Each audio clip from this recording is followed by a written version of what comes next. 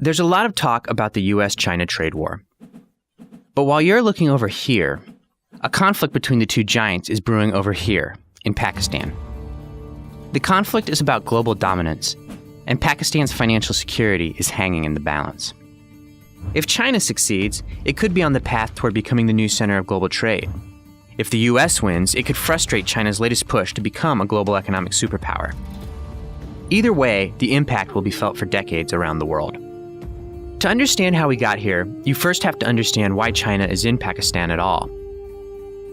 China is there to invest in infrastructure, part of an effort to show the region that a friendship with China brings tangible economic benefits. This falls under China's Belt and Road Initiative, aimed at building up China's global trade network. President Xi Jinping started it in 2013, and there are estimates that China plans to spend as much as $1 trillion on infrastructure projects in the next few years, across 68 countries. A couple things to know about the Belt and Road Initiative. First, many in the US view the initiative as a threat. The US still has the largest GDP in the world, but China is gaining ground. Take, for example, the fact that the US was the largest exporter of goods and services in the world, until 2013. China passed the US, and the two world powers have been neck and neck ever since. The second thing to know is that China is giving huge loans to countries it's investing in for the Belt and Road Initiative, and some recipients are not well positioned to pay them back. For example, China funded construction for a Sri Lankan seaport in Hambantota, but when Sri Lanka couldn't afford to repay, it reached a deal to give China the port on a 99-year lease. By loaning Sri Lanka money it couldn't afford to pay back, China secured a port on a potentially strategic maritime trade route. Some people have dubbed this type of loan debt trap diplomacy, and worry China could do it again. So where does Pakistan fit into all of this? China's biggest Belt and Road project is taking place there. The plan is to build up Pakistan's infrastructure on a grand scale. Once completed, China could use these highways, ports, railways, and pipelines for efficient access to the entire Indian Ocean, and continue to supplant the US in Pakistan. But for Pakistan, there are a lot of catches. And these catches are driving Pakistan, which is already struggling economically, deeper and deeper into debt. For example, in one initiative, China is building a series of hydro, wind, and coal power plants. But as part of the agreement, Pakistan has to buy the electricity produced at a price that covers a hefty return on investment and pay back the debt. The country is already falling behind on payments, giving Chinese authorities more leverage. Pakistan is expected to ask the International Monetary Fund for a bailout.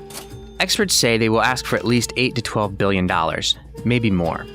But some lawmakers in the US are expressing concern over how that bailout money is going to be used. They say that the US, as the largest contributor of IMF funding, shouldn't have American taxpayers help Pakistan pay off debt to China. But not bailing out Pakistan isn't really an option either. It's the IMF's job to help developing countries. And if the US doesn't help bail out Pakistan, it could cost the US a close ally and destabilize a geopolitically important country.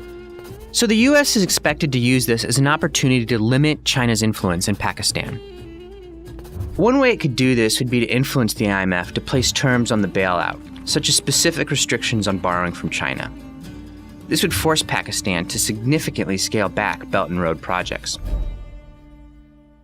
Pakistan, for its part, is in a tough spot.